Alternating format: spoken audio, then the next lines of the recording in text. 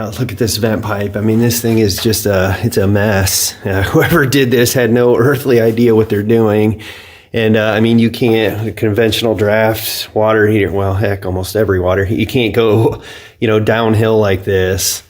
You can see how this thing just loops, and then it goes downhill into the chimney, and it kind of rises up. But yeah, I mean, this thing is, and unfortunately, like I said, it's a new water heater. There's just not a lot you can do to get that up there to where it's got to go in the chimney. I mean, it might be better.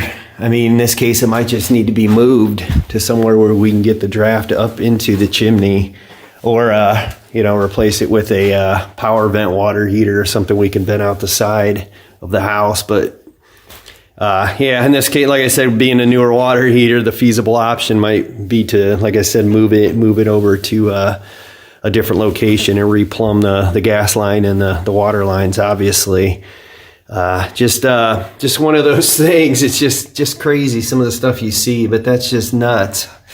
Yeah, so that's just what that means is the bad stuff that's supposed to be going out isn't gonna be able to, and that stuff's gonna spill out the draft hood, the combustion byproducts here, and then that's obviously a backdrafting issue and carbon monoxide concern.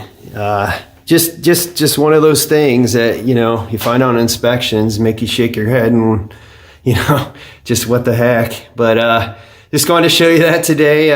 This is Josh with ACEBEC Northwest Ohio Home Inspections.